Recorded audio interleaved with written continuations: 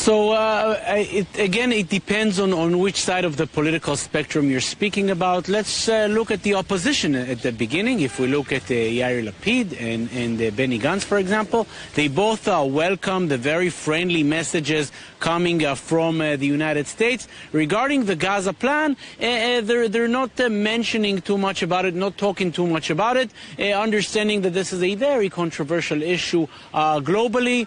Therefore, opposition leaders are welcoming the meeting, welcoming the friendly approach by the United States, trying not to touch this very hot potato, leaving it aside.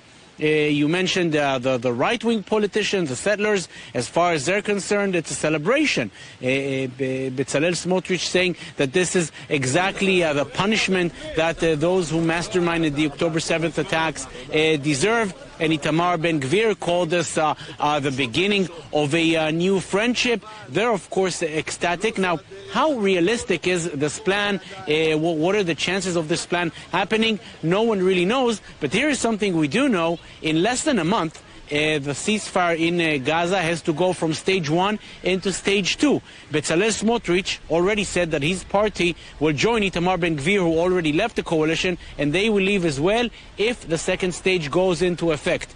Now, it's a very big question if Smotrich will really do it, because let's assume that the second stage goes into effect.